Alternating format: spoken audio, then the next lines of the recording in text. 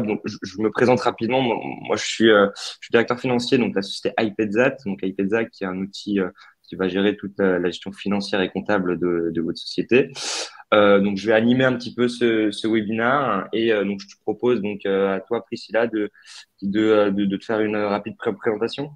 Donc, bonjour à tous, donc moi c'est Priscilla, donc je travaille aussi chez iPedat et je suis partnership manager et voilà donc spécialisée plus sur en général les experts comptables et c'est vrai que la facturation électronique c'est vraiment le sujet, c'est vraiment le cœur du sujet de ces derniers mois et donc du coup aujourd'hui on est là pour animer donc ce webinaire avec Fincom et donc avec Martin que je te laisse te présenter également. Merci Priscilla. Bonjour à tous, Martin Courreau. Moi, je suis l'un des 3 cofondateurs de Fincom. Et Fincom, on est une plateforme de pilotage pour les entreprises SaaS, ou entreprises à modèle d'affaires récurrent. Et on permet d'avoir une vision à 360 degrés et en temps réel de la performance financière et opérationnelle de nos utilisateurs. Et on a la chance de compter iPedat et Clément parmi nos utilisateurs préférés. Et parmi les premiers clients. Exactement. Au top. Donc, je te remercie, Martin, pour l'intro. Donc, du coup, le but de ce webinaire, c'est de faire un petit tour d'horizon donc sur la macro donc de l'environnement actuel, et puis pour arriver sur les différents enjeux de pilotage des sociétés, donc notamment tout ce qui va être après donc la facture électronique. Donc, sur la forme, donc ça va être une petite trentaine de minutes où on va échanger donc sur ces sujets. Et à la fin, une petite session 10 minutes de Q&A sur justement si vous avez des questions. Donc, je propose, Martin, que tu commences directement pour nous faire un petit topo macro donc, sur l'environnement actuel. Exactement. À quelle sauce on va être mangé pour 2023? Le message clé, évidemment, c'est que nous sommes dans un contexte économique qui est relativement dégradé et qui est marqué principalement par une grande incertitude, avec des impacts vraiment marqués selon les secteurs. Pour vous donner quelques chiffres macro qui sont issus de la dernière note économique de la Banque de France, qui date de septembre, la croissance du PIB pour l'année 2023 a été revue à la baisse. Dans le meilleur des cas, on serait autour de 0,8% de croissance. Dans le pire des cas, on serait à moins 0,5. Donc, on aurait une contraction de l'économie, donc une récession. La bonne nouvelle, c'est que ce coup de froid sur le PIB, il serait a priori relativement temporaire, avec une reprise qui est attendue en début 2024, avec un gros caveat qui va que ça va dépendre énormément de la situation géopolitique et de son impact sur l'approvisionnement en énergie. Il fait la transition avec l'inflation. Cette année, on est sur des niveaux d'inflation qui sont records par rapport aux 10 années précédentes, entre 4 et 7% pour l'année 2023. C'est évidemment tiré par les coûts de l'énergie. La Banque de France, encore une fois, est relativement optimiste. Elle s'attend à un retour à une inflation annualisée autour de 2% sur le dernier trimestre 2023. Encore une fois, ça va se dépendre de l'approvisionnement et du coup de l'état de la situation géopolitique en France. Sur l'impact pour les entreprises, c'est vraiment très contrasté. Il y a 2 grands types de secteurs qui sont touchés. Le premier, évidemment, ce sont les entreprises énergivores. Alors, ça va du producteur d'aluminium à la boulangerie du coin. Ce sont des entreprises qui subissent vraiment de plein fouet l'augmentation des coûts de l'électricité, l'augmentation des coûts du gaz, avec un énorme impact sur leur rentabilité. Deuxième secteur très touché, c'est le secteur de l'innovation et le secteur de la tech, qui lui, pour le coup, fait un peu les frais des années fastes qu'il a vécues depuis 2016-2017. Aujourd'hui, il y a un triple effet. Il y a un resserrement très marqué de l'accès au financement. Aujourd'hui, les levées de fonds ne sont plus du tout une certitude. On peut plus du tout compter dessus quand on fait son plan de financement.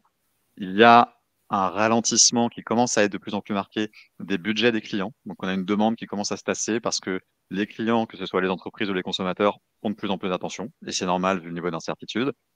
Et troisième effet, ce sont des entreprises qui font les frais d'une structure de coûts fixes qui est relativement élevée aujourd'hui, qui est notamment issue des grosses vagues d'embauche qu'il y a eu quand on était en pleine euphorie, où du coup les entreprises ont énormément embauché en avance de phase. Aujourd'hui, ça fait des entreprises qui commencent Dell à qui a annoncé initier hier, hein. des plans de sauvegarde de l'emploi. Alors, j'ai pas vu ce qui a été annoncé. Ouais, non, ouais, Dell qui a annoncé encore des suppressions de postes hier. Donc ça, tous les jours, il y en a vraiment des nouveaux, Voilà. quoi. On en voit énormément aux États-Unis. On commence à en voir en France. Il y a eu Back Market, il y a eu Miro, c'était que. Donc, on voit que dans le secteur de la tech, c'est vraiment un acid test grandeur nature. C'est-à-dire que les entreprises, et Mm. notamment celles qui ont levé aujourd'hui, doivent faire la preuve qu'elles sont capables de marcher avec leurs 2 jambes et qu'elles sont sur un modèle qui, à terme, peut arriver à la rentabilité et à l'autofinancement et qui peuvent sortir, je dirais, de la dépendance au levée de fonds. Donc voilà pour un bref tour d'horizon de la perspective macro 2023. C'est ça, et surtout que je regardais hier, car ça fait à peu près aux US notamment, ça fait il y a 138 000 depuis le début de l'année, 138 000 pardon, licenciements qui ont été faits. Donc du coup, ça fait quand même pas mal dans la tech. Donc là, on voit bien que dans un contexte où en fait, c'est le plus important donc, de maîtriser son cash. Et bien aussi bien pour les entreprises, mais aussi pour les États et les gouvernements qui veulent avoir un maximum de recettes eux de leur côté. Donc on a des nouvelles solutions qui commencent à se mettre en place, notamment tout ce qui est autour de la facturation électronique, qui va apporter plus de visibilité, de transparence au sein donc des sociétés et aussi notamment pour les gouvernements, donc pour éviter la fraude et avoir voilà toujours dans une optique de maximiser ses recettes. Donc, je te laisse la parole, Priscilla, pour aborder le sujet. Oui, alors déjà la facturation électronique, tout d'abord c'est une initiative de la DGFiP, donc c'est la Direction générale des finances publiques qui a mis en place tout ça. Et pour le principal objectif du coup c'est de lutter contre la fraude à la TVA. Donc comment? Tout simplement en synchronisant toutes les transactions B2B directement avec l'État au moment de la facturation. Donc en fait, toutes les entreprises, elles vont être concernées par la généralisation de cette réforme de la facturation électronique, mais pas toutes en même temps. Et du coup, en fait, on va commencer par la réception. Donc en fait, toutes les entreprises, elles devront être en mesure de recevoir des factures au format électronique, donc dès le 1er juillet 2024. Donc ça semble loin, mais en fait, il faut s'y préparer dès maintenant parce que c'est demain. Et donc c'est vrai qu'on a tendance à reculer un peu l'échéance, mais vraiment là, ça arrive très très rapidement. Donc du coup, c'est une obligation qui est légale, mais aussi d'un point de vue pratique. Donc ne serait-ce que du coup pour recevoir les factures émises par certains fournisseurs qui eux seront soumis du coup à l'obligation d'émission également, parce qu'il va y avoir une obligation d'émission et une obligation de réception. Alors en fait, pour reprendre un peu le calendrier, donc au 1er juillet 2024, donc c'est l'obligation d'émission pour les grandes entreprises et aussi l'obligation de réception pour toutes les entreprises. Après, on va passer au 1er janvier 2025, donc la deuxième échéance, où là, ça sera une obligation d'émission pour les ETI. Et enfin, la dernière vague, ça sera le 1er juillet 2026, où là, ça sera l'obligation d'émission pour les PME et les TPE. Donc, comme vous pouvez voir, en fait, on va commencer des plus grosses entreprises vers les plus petites au niveau de l'émission, sachant que la réception, tout le monde, ça sera obligatoire du coup au 1er juillet 2024. Et donc, du coup, tout le monde est concerné. C'est vrai que nous, aujourd'hui, on a beaucoup de nos experts comptables, de nos clients experts comptables qui commencent vraiment à chercher des solutions justement qui vont répondre à cette obligation. C'est vrai que les entrepreneurs n'y pensent pas encore, mais voilà, il faut vraiment commencer à s'y pencher. On a le calendrier et du coup, par rapport à tout ça, ça va vraiment simplifier notre organisation. On va le voir un peu plus tard en termes de coûts, d'enjeux, tout ce que ça va découler. Mais c'est vrai que déjà, il faut avoir bien en tête cette échéance et à savoir que la facturation électronique, donc il y a différents formats. Je rentrerai pas vraiment dans les détails, mais vous avez sûrement entendu parler du format Facturix qui va être le plus utilisé, je pense. Donc voilà, il faut vraiment s'y pencher dès maintenant. Et je me permets de rebondir du coup sur. Ouais. Ouais, pardon, je me permets de rebondir Non, sur mais ce que tu disais. j'enchaînerai après, t'inquiète pas, vas-y. Sur ce que tu disais, Priscilla, par rapport donc nous chez iPadat, donc c'est principalement les experts comptables qui ont des questions à ce sujet et les entrepreneurs ils disent ça, donc on verra ça plus tard. Sauf que les entrepreneurs c'est assez important qu'ils s'y mettent parce que c'est quelque chose qui va être extrêmement important dans la gestion quotidienne de leur société parce que ça va leur faciliter la tâche, notamment tout ce qui est voilà réception des factures, tout ce qui est voilà vision de son cash parce qu'on va savoir en fait en temps réel qu'est-ce qui a été émis et qu'est-ce qui va être émettre. Donc du coup, c'est quelque chose qui va être beaucoup plus simple dans la gestion quotidienne de sa société. Et donc, faut pas voir ça uniquement comme une mesure voilà pour les experts comptables et ça rajoute encore une nouvelle mesure, etc. Mais il faut voir ça aussi bien pour en tant qu'entrepreneur ou voilà, travaillant dans la fonction financière d'une boîte, c'est d'avoir plus de visibilité sur les échéances à venir. Donc voilà. Donc, excuse-moi Martin, je te Non, laisse. mais ça fait le lien parce que pour vous apporter la vision entrepreneur, parce qu'on est nous-mêmes entrepreneurs et on parle à beaucoup d'entrepreneurs parce que nos utilisateurs sont eux-mêmes des entrepreneurs. Pour le moment, c'est pas du tout un sujet qui est sur les radars. C'est considéré comme étant un truc un peu flou, assez complexe à comprendre et surtout, le constat général, c'est pas pour tout de suite, donc je vais pas commencer à creuser. Mais pour autant, ce qu'on voit, et ce qu'a bien dit Priscilla, c'est que le calendrier commence gentiment à se rapprocher, même si ça va être par étapes, on va tous y passer. Mais et surtout, ce qu'on voit, c'est que ça suppose un gros travail de préparation et un gros travail de conduite du changement à faire au sein de ces équipes. Et notamment de manière très concrète, en termes d'outils qu'on utilise, ça va supposer qu'on trouve les bons outils. On parle du côté facturation. Nous, par exemple, on facture avec Stripe Billing. La plupart de nos utilisateurs utilisent Stripe Billing, ChargeBill ou des outils comme ça qui ne sont pas des outils européens pour facturer leurs clients. Aujourd'hui, on a zéro visibilité sur ce que vont faire ces outils pour se mettre en conformité avec la facture électronique en France. C'est-à-dire qu'ils n'ont pas communiqué dessus, on ne sait pas quand ça va arriver, on ne sait pas comment ça va se faire. Alors pour Stripe, on sait qu'ils l'ont déjà fait parce qu'ils ont dû s'adapter au marché italien. Le marché italien utilise la facture électronique en B2B depuis 2019. Et donc Stripe a dû faire des développements ad hoc pour être capable de gérer les émissions de facture électronique en Italie. Pour ce qui est de la France, on n'a aucune idée de quand ça va se passer, de quel va être l'impact pour nos process internes. Et donc, nous, en tant qu'entrepreneurs, on a un vrai sujet à anticiper qui est que demain, il est peut-être possible que je doive, par exemple, changer d'outil de facturation ou changer 100% de mes process de facturation parce que ça ne sera pas du tout la même chose. Et là, quand on a des process qui sont un peu customisés, un peu précis, un peu fins, ça suppose un gros boulot d'adaptation. Et ce boulot-là, il faut l'anticiper dès aujourd'hui. Et ça veut peut-être dire changer d'outil à un moment pour passer sur un outil qui sera nativement capable de gérer la facture électronique. Et donc, plutôt des solutions françaises par rapport aux grandes solutions internationales qui sont très prévalentes aujourd'hui, en tout cas dans notre secteur, qui est le SaaS. Ok, très clair.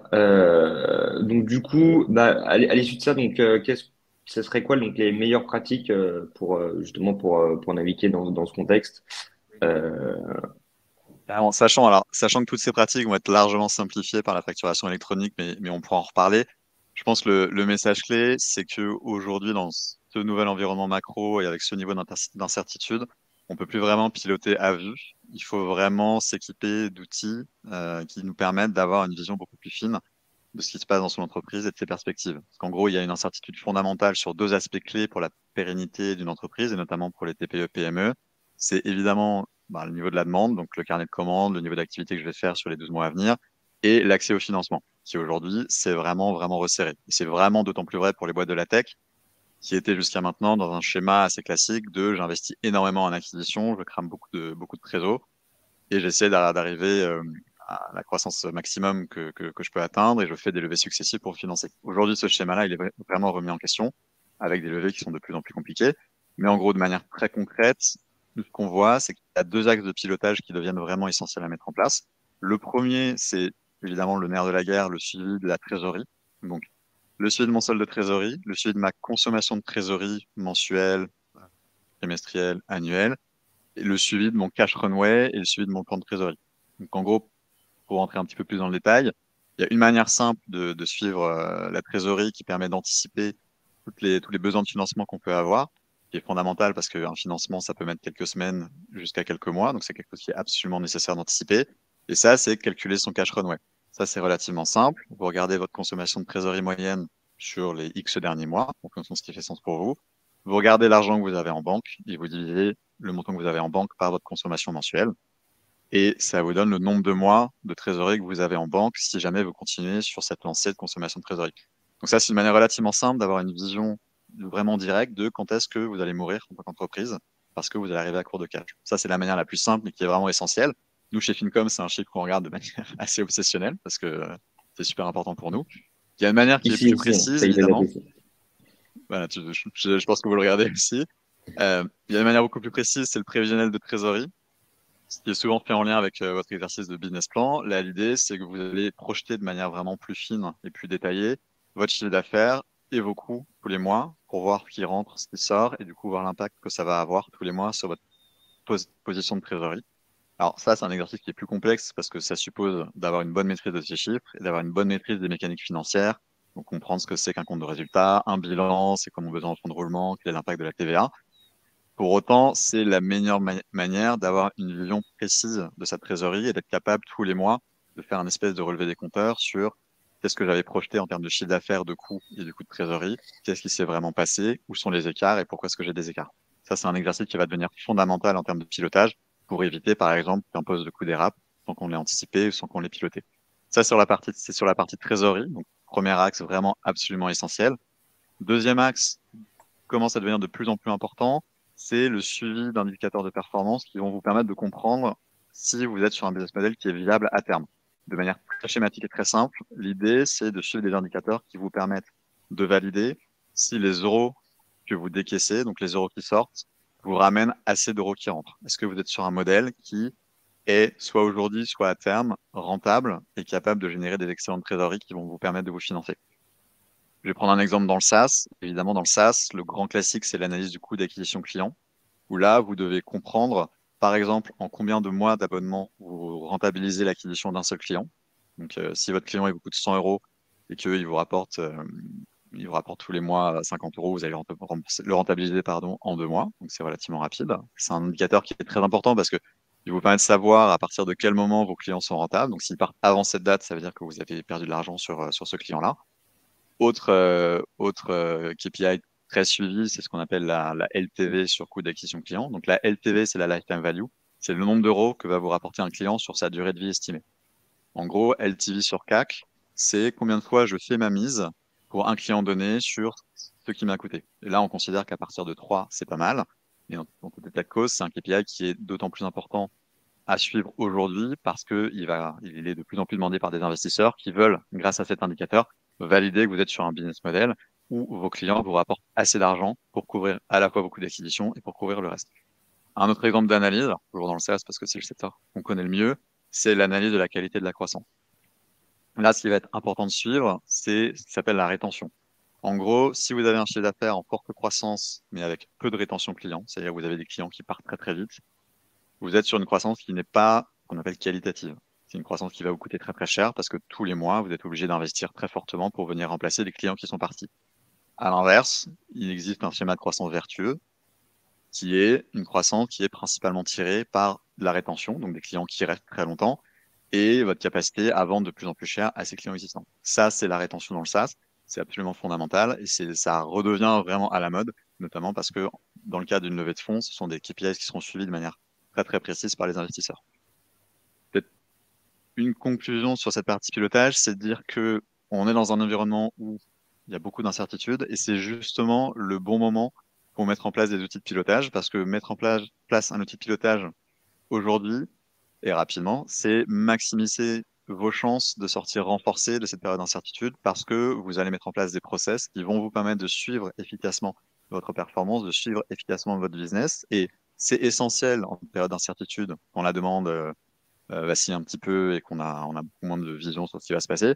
C'est également extrêmement utile pour piloter sa croissance quand le cycle va redémarrer, on l'espère en 2024. Évidemment, pour ça, vous avez plein d'outils qui existent. Pour le SaaS, vous avez Fincom. Et pour ça, vous allez avoir énormément d'usages qui vont être rendus possibles par la facture électronique, portée par évidemment des entreprises comme AdPayZat, qui vont vous permettre d'avoir accès à de la donnée beaucoup plus précise et beaucoup plus fraîche. Mais ça, on pourra en reparler tout à l'heure. Exactement, et c'est pour ça aussi de notre côté chez iPadDat, on a développé aussi un outil de gestion de trésorerie pour justement aider nos clients à gérer leurs finances au quotidien. Comme tu le disais, Martin, c'est vraiment important de piloter son entreprise. Et grâce à des outils comme ça, on peut vraiment avoir une vue à l'instant T. On peut faire du provisionnel. C'est vrai que c'est important. Nous, on a vraiment développé cet outil pour aider nos entrepreneurs à vraiment avoir une visu sur leur trésorerie. Et du coup, les clients peuvent vraiment suivre leur décaissement vraiment simplement. C'est un outil qui est très simple à utiliser et très efficace, et ça permet de prendre des décisions du coup éclairées en temps réel. Donc c'est vrai qu'on a mis vraiment l'accent, nous, à développer chez iPadDat cet outil pour s'imbriquer du coup dans notre différentes suites d'outils qu'on a à disposition de nos clients. Exactement. Donc en plus dans un environnement où on voit que bah, le cash is king entre guillemets dans le sens où bah, c'est hyper important de suivre bah, sa trésorerie comme disait tout à l'heure Martin, maîtriser son cash burn, etc. Il y a vraiment une nécessité d'avoir une parfaite visibilité donc sur ses encaissements et sur ses décaissements. Mais donc du coup, c'est là où l'arrivée de la facture, notamment électronique, sera primordiale parce qu'elle va permettre à de nombreuses sociétés d'avoir une visibilité sur ses finances donc beaucoup plus réelle. Donc ça va être un réel levier, mais aussi ça a plein d'aspects négatifs, positifs pardon, sur tout ce qui va être sur tout ce qui va être la sécurité, la conformité et un gain de temps. Donc du coup, on va voir comme quoi que les aspects ils peuvent être très positifs et nombreux. Et comme tu disais, en fait, les opportunités pour les entreprises, elles sont très nombreuses. Donc, ça va leur permettre de voir leur gestion administrative qui vont être simplifiées, d'avoir leurs délais de paiement qui soient réduits et également d'avoir des relations commerciales qui soient sécurisées. Donc, vraiment, l'un des objectifs de la généralisation pardon, de cette facture électronique, c'est le renforcement de la compétitivité des entreprises. Donc, comment donc, du coup, on va réduire la charge administrative d'émission, d'envoi et du traitement des factures au format papier. C'est vrai qu'on n'y pense pas vraiment. La plupart des entreprises, ils n'ont pas conscience du coût du traitement de leurs factures. Mais on estime, enfin, le gain estimé en moyenne, il est supérieur à 60% par facture. Donc, c'est vraiment colossal. C'est vrai que ça peut paraître vraiment une toute petite dépense, mais sur le nombre de factures dans l'année, ça représente finalement un budget assez conséquent. Ça va notamment permettre, comme opportunité, du coup, de respecter les délais de paiement. C'est vraiment un enjeu majeur pour toutes les entreprises, en particulier pour les TPE et les PME, pour les petites entreprises, car c'est pareil, on n'a pas forcément conscience qu'aujourd'hui, il y a un client sur 3 qui règle sa facture en dehors des délais légaux. Donc, c'est vraiment énorme quand on a une petite entreprise. Au final, on attend après l'argent. Donc, les conséquences sur la trésorerie peuvent être vraiment colossales par rapport au décalage du coup sur la trésorerie en leur défaveur. Et en fait, on estime du coup ce montant-là à 12 milliards d'euros sur les TPE-PME. Donc, c'est énorme. Donc, il faut penser quand on est une petite entreprise, déjà, on doit se focus sur son business et en plus, il faut aller chercher l'argent à droite, à gauche parce que ça n'arrive pas dans les délais légaux, en fait. Donc, ça, c'est vraiment important. Et également, la généralisation de la facture électronique, ça va permettre d'aider les entreprises dans la sécurisation de leurs relations commerciales. Donc, c'est vrai qu'elles vont pouvoir tracer les factures qui soient émises et qui soient reçues. Donc, il n'y aura plus de problème de non, j'ai déjà réglé cette facture, ça sera plus possible. Donc là, ça va vraiment permettre de sécuriser toute cette partie-là aussi. Et on aura vraiment un enrichissement aussi sur les informations qui seront transmises entre le client et son fournisseur. Donc ça, c'est hyper important. Ouais, exactement. Donc, j'appuie sur ce sujet-là parce que moi, par exemple, je reçois énormément de factures qui s'avèrent être des fausses, notamment quand vous avez vous faites une levée de fonds et donc du coup directement vous avez un peu de visibilité et vous savez que vous avez un peu de cash sur le compte. Eh bien, vous recevez directement pas mal de factures à droite à gauche et vous vous dites tiens, c'est bizarre, j'ai jamais fait ça, etc. Cette prestation. Et l'idée, c'est que du coup, avec ça, et automatiquement, vous allez avoir beaucoup plus de transparence et de visibilité sur l'émetteur de la facture. Et donc, du coup, automatiquement, ça devrait limiter ce genre d'arnaque, entre guillemets, à la fausse facture, quoi. Voilà, c'était mon petit point sur le sujet. Et pour rebondir sur la partie vraiment pilotage, nous, on est très enthousiastes à l'idée de tout ce que va permettre la facture électronique. En gros, ce qu'on voit, évidemment, il y a les énormes gains pour tout ce qui est contrôle de gestion. Il y a également un gros apport en termes de données disponibles et de qualité et de fraîcheur de la donnée, parce que du coup, toutes les factures électroniques vont comporter, enfin, déjà, elles vont être normées, donc elles auront toutes la même tête, elles auront toutes les mêmes champs, et tous ces champs seront a priori remplis. Donc, on aura une profondeur de données qui sera à la fois homogène et beaucoup plus importante que ce qu'on peut trouver sur une facture émise avec un facturier papier. Donc, globalement, là, c'est vraiment relativement faible. Et donc, à la fois, on aura cette vision sur les encaissements et les décaissements à venir vraiment très fraîche, donc quasiment en temps réel, parce que du coup, les factures seront traitées en temps réel automatiquement. Il y aura également beaucoup de données qu'on pourra utiliser pour avoir une analyse assez précise des coûts d'une entreprise, évidemment de ses achats.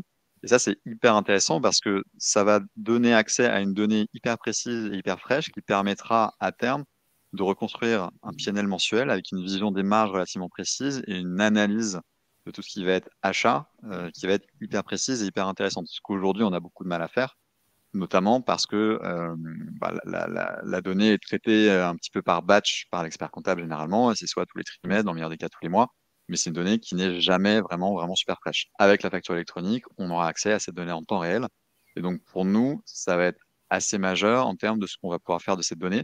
Et donc, en termes de pilotage, il est très probable qu'il y ait énormément de nouveaux usages qui émergent et qui viennent vraiment faciliter la vie des dirigeants. On pense ce qui se passe dans l'entreprise en tant quasi réel. Exactement. Et pour appuyer ce point sur le pilotage, je pense notamment à toutes les sociétés, notamment l'écosystème des startups, qui doivent faire souvent, par exemple, des demandes des crédits de TVA. Et ben là, techniquement, l'administration fiscale aurait déjà en fait toutes ces informations, voilà, sur les factures qui ont été transmises, et il y aura plus besoin à faire un long tableau Excel avec à remplir tous les champs de l'émetteur de la facture, qui prend énormément de temps et qui est hyper, qui est hyper, qui est hyper boring parce que du coup, ils ont leur propre tableau, il faut respecter leurs propres conditions. Donc là, on peut espérer que tout soit automatisé avec cette nouvelle mesure. Et puis, et puis, je pense aussi également, j'aime bien faire le lien de la facture électronique avec un peu avec DocuSign, ou dans le sens où, vous savez, quand vous faites un DocuSign, à la fin, vous avez un petit certificat ils appellent ça certificat of completion, qui vous prouve en fait que le document est vrai. Et donc, en fait, si vous voulez, donc avec la facture électronique, c'est un peu pareil, où dans le fichier, eh bien, ça prouve que cette facture est vraie parce qu'elle a été transmise par l'administration fiscale. Donc, en fait, ça amène beaucoup plus de transparence et beaucoup plus donc de visibilité, voilà, donc pour la gestion courante des boîtes, je trouve. Donc je pense qu'on a fait un peu le tour. Est-ce que vous vouliez ajouter quelque chose, Priscilla ou Martin? Non, moi je pense qu'on a C'est très plutôt clair. pas mal fait le tour Parfait. d'horizon. Parfait. Donc du coup, ce que je On va arrêter de propose.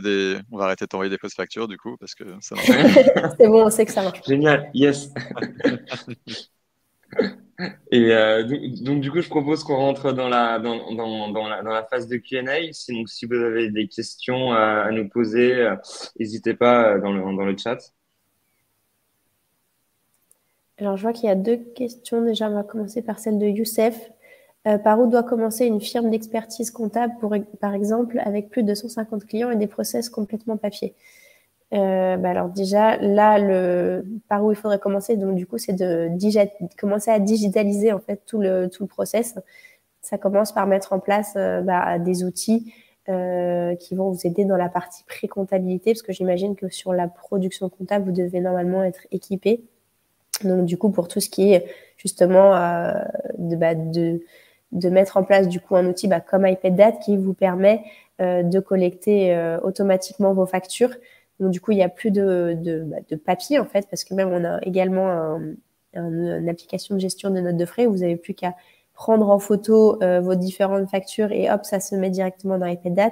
Donc vraiment, l'idée, c'est de commencer par digitaliser la partie qu'on va appeler pré-comptabilité. Et du coup, vous avez de nombreux outils qui permettent, donc qui sont des outils collaboratifs et qui vous permettent, vous avez la même interface que votre client, vous pouvez échanger. Là, vous allez avoir toutes les données du coup au format électronique et plus du tout au format papier. Mais du coup, je dirais que il faut commencer déjà par mettre en place une solution comme la nôtre. En fait, on est nombreux sur le marché. Après, faut faire un tour d'horizon et de voir ce qui correspond le mieux en fonction de votre organisation. Mais c'est vrai que je dirais qu'il faut commencer par ici. On a une deuxième question de Agathe qui demande très concrètement donc qu'est-ce que cela va changer pour les outils donc de facturation. Tout simplement, ce serait en fait ce qu'il faut, c'est se renseigner sur les outils à mettre en place. Donc ils auront bien la norme facturation électronique, ce seront bien donc, une PDP, où ils pourront transmettre toutes les informations à l'administration fiscale, donc avec le logiciel que vous utilisez. Donc je pense que, comme je vais répéter un peu ce que disait Priscilla, mais il faut faire un peu une veille sur le marché, ce qui se fait actuellement, parce que en fait, l'outil que vous mettez en place maintenant, il sera utile pour demain. Mais c'est maintenant qu'il faut le mettre en place. Et donc du coup, pour éviter que vous changiez de logiciel tout le temps, il faut se renseigner un peu sur le marché et voir quelles sont les plateformes qui vont être PDP et qui vont mettre tout ça en relation avec l'administration fiscale. Je vois ce que Exactement. c'est PDP. C'est une plateforme de dématérialisation partenaire. En fait, ça sera vraiment des plateformes qui vont avoir l'autorisation en fait légale de pouvoir transmettre les documents directement à l'administration fiscale. D'accord. Et donc, du coup, il faudra que Stripe devienne PDP si on veut continuer à utiliser Stripe pour facturer ses clients. Ou qui passe par un partenaire qui est lui PDP, justement. Okay, c'est clair. Donc voilà, je ne sais pas s'il y a d'autres questions. Nouvelle question. Nous utilisons Stripe pour facturer nos clients. Ah bah voilà, une question Stripe. Est-ce que leur système est à jour sur ces nouvelles mesures? Martin, du coup. Salut Julien. Écoute, pour le coup, on a creusé le sujet parce que nous-mêmes, on utilise Stripe Billing. Et du coup, on veut savoir si on a quelque chose à faire ou rien à faire. Pour le moment, notre compréhension, c'est qu'ils ne sont pas, enfin, ils sont pas PDP, ils n'ont pas de partenaire PDP, donc rien n'a été mis en place pour le moment. Surtout, ils n'ont pas du tout communiqué sur un éventuel calendrier, des éventuelles actions à faire de la part de leurs utilisateurs. Donc, c'est un peu le flou total. Pour le moment, on n'a pas d'infos. Et on en a un petit peu parlé à nos utilisateurs qui utilisent Stripe. Eux non plus n'ont pas eu d'infos. Donc, pour le moment, on sait qu'il va devoir se passer quelque chose. On ne sait pas quand et on ne sait pas quoi. Voilà. Je suis contraint malheureusement de botter un petit peu en touche, à défaut de pouvoir t'en dire plus. Merci Martin. Du coup, s'il n'y a pas d'autres questions, je propose que... Il y a une question de Benjamin. Avec la facture électronique, c'est la fin de l'OCR. Que va-t-il advenir des solutions qui se basent sur cette techno à l'heure actuelle? C'est une très bonne question. Euh, c'est une très bonne question et dans le sens où il y a un certain délai dans le sens où dans un premier temps, ce sera les grandes entreprises qui devront émettre des factures. Donc pour tout ce qui est OCR, il servira à rien. Par exemple, je prends un exemple pour vos factures EDF, pour vos factures qui sont issues de grandes sociétés. Mais il gardera son sens pour tout ce qui est facture de sociétés beaucoup plus petites qui ne seront pas soumis encore à la facturation électronique. Mais oui, on est bien d'accord qu'à horizon peut-être 3-4 ans, le CR ne sera plus aussi pertinent qu'il est actuellement. Pour les notes de frais, toujours, mais c'est vrai que pour le reste, il n'y aurait plus besoin. Quoi. Salut Benjamin, by the way. Je travaille chez Bewiz avec nous. Ok, donc je pense qu'on a fait un peu le tour. Écoutez, merci beaucoup d'avoir participé et nous avoir écoutés pendant ce webinaire. Et puis on vous souhaite une bonne fin de matinée. Merci à tous. Merci à tous et puis très bonne journée. Puis n'hésitez pas si vous avez des questions à nous contacter à la suite de ce webinaire. On sera disponible pour y répondre. Voilà, écoutez, je vais clôturer l'événement et je vous souhaite une très bonne journée à tous les deux et à très bientôt du coup, peut-être pour un prochain webinaire. À bientôt. Bonne journée à tous. Au revoir. Bonne journée à tous. Ciao, ciao.